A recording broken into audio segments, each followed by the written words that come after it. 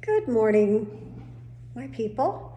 It's your daily dose of Dani Jane. Don't even know what day it is, and I still have that red cover on my sprinkler head. It's really frustrating, but it kind of, I don't know, is adding to this. So hair and makeup on point.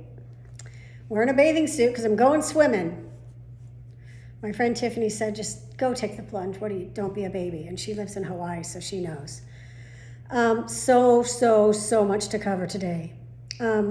So let me get started. I made notes because you know me, got to make some notes. The first thing is my dear friend Pam sent me a link to a CNN thing yesterday on Charlotte Figge, the girl that died from complications from COVID-19. She was 13 years old.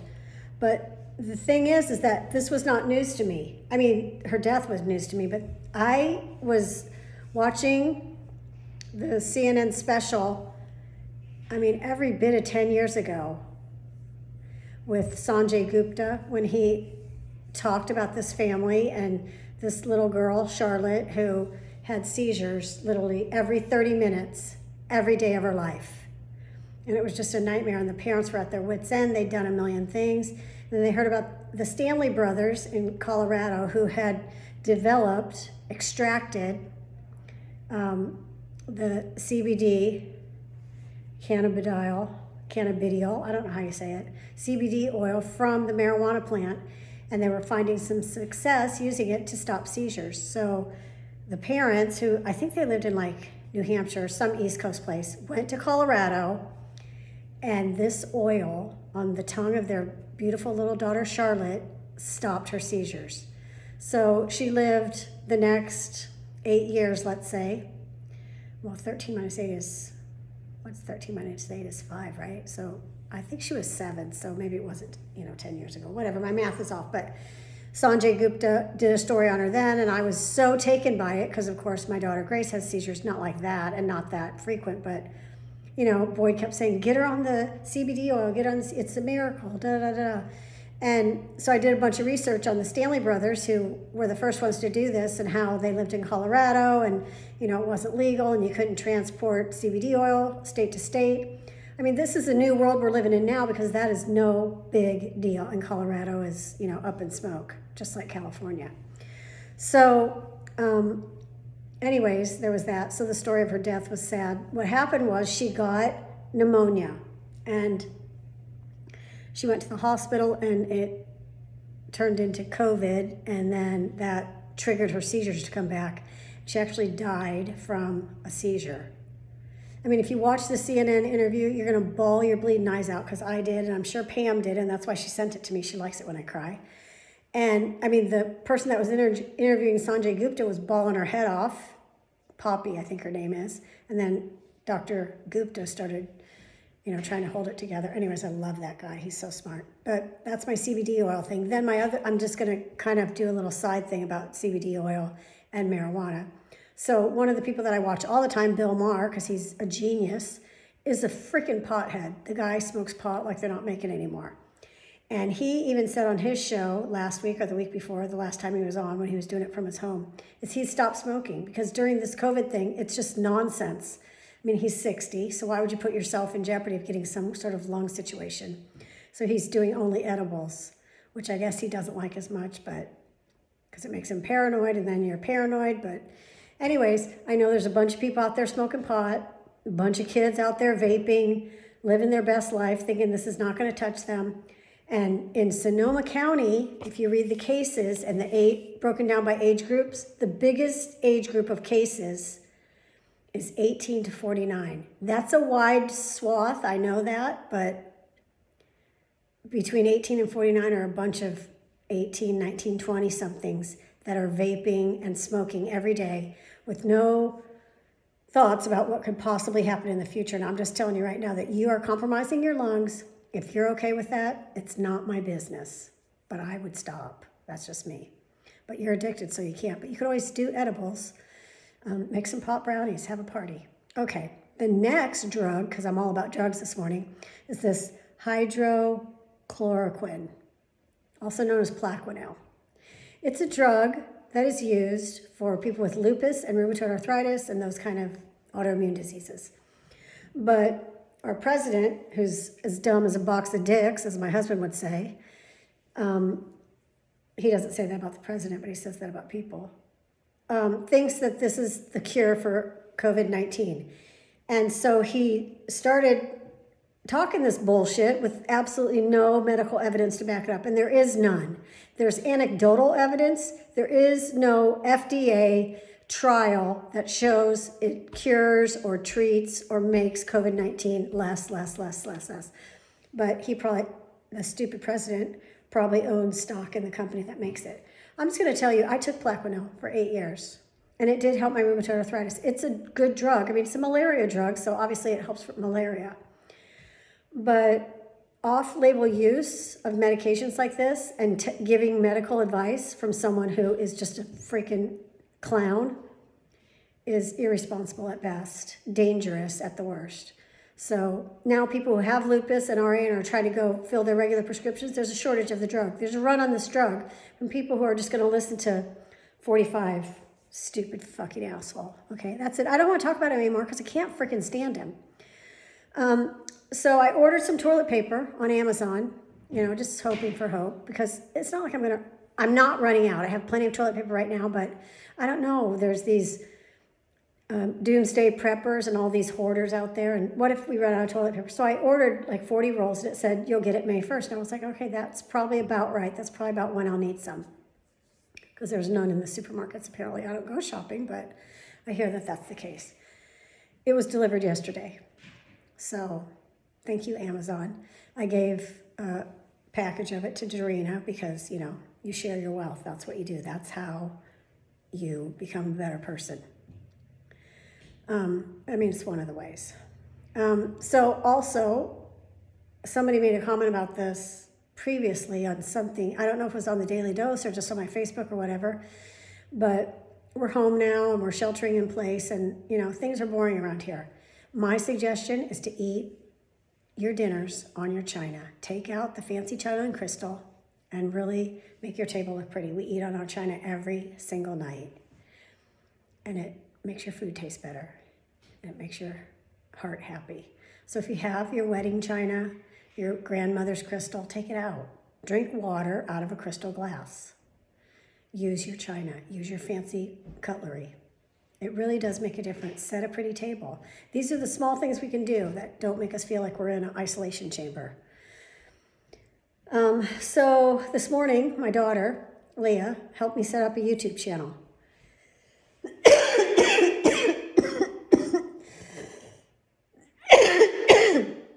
I'm coughing, but I don't have COVID.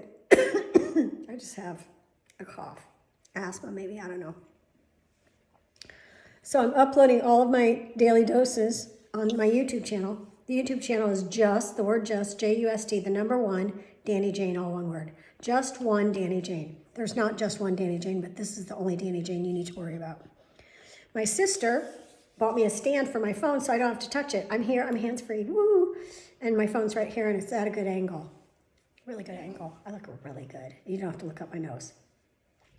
So I'm uploading all of my daily doses onto YouTube, and you can subscribe to my channel, and then you'll get an alert every time I post. This is for people like Becky who can't get it, or my mother-in-law who's not on Facebook, and I have to send her the daily dose, or my friend Kelly who I have to send every day because she's not on Facebook either, or my sister Andy who's not on Facebook. So you can subscribe to my channel, and then you'll see it, and that's cool. So we have some things on our calendar, aspirational things that we're looking forward to. The first one is in June. We're supposed to fly to Key West to watch my Boyd's sister's husband do a change of command. He's getting promoted in the Coast Guard, and they're having a big ceremony, and these are super cool. We've been to a few of them, so this is scheduled for June. I feel like it's probably not going to happen, and it's really upsetting. That's our first aspirational trip, and it'd be so great for the girls because the last time they went to a change of command, they were like 7 and 8.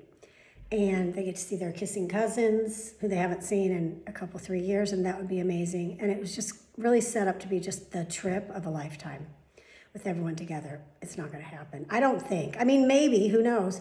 It's June 10th, so let's just keep that out there. And then Leah is very worried about her college orientation in August and, going to college. Like, is that going to happen? Are we going to be able to send our kids away to college? Please, please, please, please let us send them back to college or to college or away to college. This is what they want.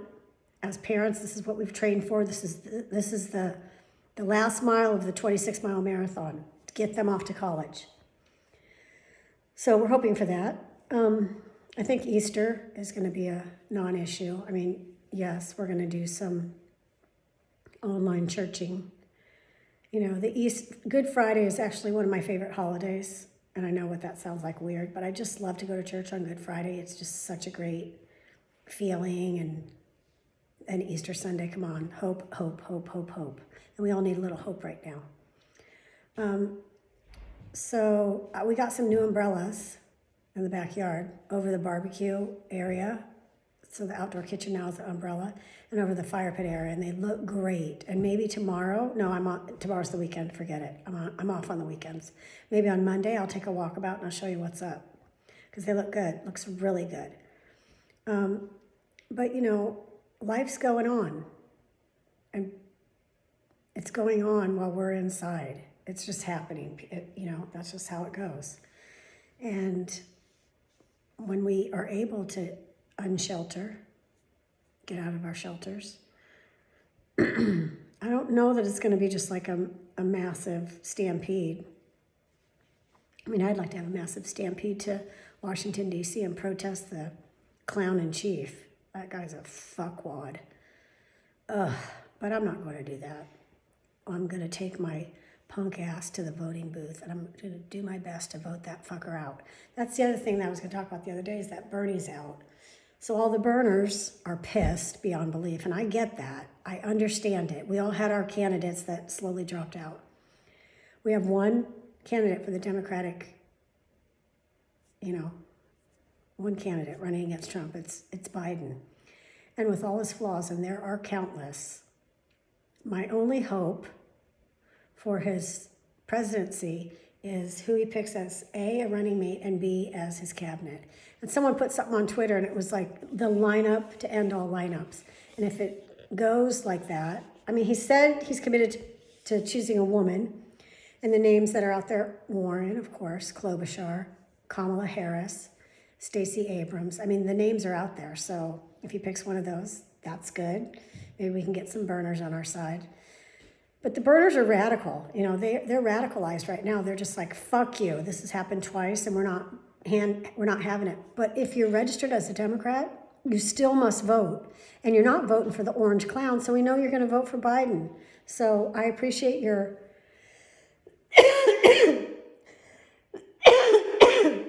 anger and ire, but suck it up. Because the goal is to get rid of the clown. You hearing me? Okay. So I had physical therapy in the driveway yesterday, and it was amazing. First of all, my therapist is the coolest guy in the world. He's just a cool guy. Like, if you saw him and talked to him, you're gonna be like, he's a cool guy. You'd walk away going, he's cool. His wife is amazing. He has beautiful children. But he came up to the driveway, and before he came, Leah and I went out. We measured. Our driveway has grids, and we measured. It's 8x6, so we knew exactly where he should stand and where I could stand. But 6 feet's not very far. 8 feet is not very far. I felt like it would be like if I was in his PT office. It was close enough, but safe enough. He had a mask on. I had a mask on. So we're out there. He brought me some little PT things, and he set them on the ground. One of them was a ball. That was easier, the roller ball thing for the bottom of my foot to get my ankle working. The other was in a package. And, I'm working with these things here, people. Opening packages is not my jam. And I was just like, I can't open it. He's like, I can't help you. And then I found a little hole, so I dug in there and ripped the plastic off. It was a band, one of those bands that you put around your feet and stuff and do some stretchy things. So that was cool. And I just felt so much better. He literally watched me walk, and he said, it's not as bad as you think it is. He goes, I think within 3 months you're going to be back to normal. Speaking of back to normal, I'm all juiced up on prednisone. I mean, hopefully I don't look like I have a moon face. I feel like I have a big fat stomach, but that's not prednisone's fault, no, is it? Anyways, I feel great. I could be dancing, swimming, jumping, carrying on. And, I'm down to 20 milligrams a day. I only took 4 pills. 4 times 5 is 20, right? Yeah, okay. I'm all about the math. And I feel great, amazing. So it's hard to explain to people that don't have a condition like I have, but so I'm laying in the bed every day. This is every single day. I'm in the bed and it's hard to roll over. It's almost impossible to sit up. Like the pain is like searing pain. It's numbing, it's aching, it's so bad. And this morning, I was laying on my side and my daughter Leah came in and jumped on the bed. She goes, "Hi, Mom, how you feeling?" I go, "I feel okay." I said I felt okay. I hadn't even really figured out how I felt. And I said, "What time is it?" She goes, 9. I said, "I'm going to get up in 10 minutes. Well, 5 minutes later, I was like, fuck it, I'm going to get up. And I sat up in bed, put my legs over the side, slipped into my slippers, and stood up. And I was like, what the fuck? I'm not in pain. Let me tell you what it's usually like. I sit up after 3 or 4 tries to sit up because whatever, I have no core strength and my shoulders hurt. I put my legs over the side of the bed, and to get them in my slippers, it's like a chore. It's like a 3-step process, and I have to lean on the bed, and then I lean on the bed, and my shoulders hurt, and it's like, oh my God, that hurts. So I usually get one slipper on good, and then the other slipper I have to sit at the bench, sit on the bench at the end of my bed and like slip it on. And then I cripple, shuffle, walk to the kitchen. I didn't have any of that today. I walked like a normal person, just trotted right out into the kitchen, sat down, hey, what's up? Let me have some coffee. And it's like I wasn't in the moment, like realizing how great it was until I had to get up and check something. Boyd said he left something for me on my desk, which he didn't, by the way. And I just got up from the table and walked back to my office. And I literally clicked in my brain, holy shit, I'm walking normally. Like, this is normal shit. Like, I don't have arthritis today. Prednisone is the devil's drug. Okay, I took it for 20 fucking years every day. But this little bursty thing that I'm on got me out of a hole that was so deep and so dark and so depressing and so demoralizing that I don't care. I really don't. So burst me up. I'm legit. And I'm legit because I'm also on YouTube. And so anyways, that's your daily dose for today. I feel good about it. I hope you feel good about it.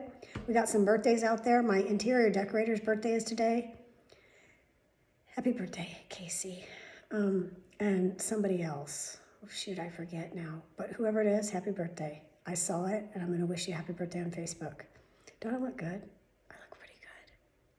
My hair's so fucking cute. Anyways, I'm going to see my elementary school friends tomorrow. I'm so excited. 1 o'clock. Happy hour. 1 o'clock for me. 3 and 4 for them. And then it's my mother-in-law's birthday, and we're going to celebrate her in some special way. I don't know how. I mean, I can't skyride or anything like that. But anyways, love you, ciao, Bella. Okay, see y'all tomorrow. Bye. Not tomorrow. I keep saying that. I'm not going to be on tomorrow. I won't be on tomorrow. Don't look for me tomorrow. You can go to YouTube and look at some old ones. I'll see you on Monday. Have a great weekend. Happy Easter. He is risen.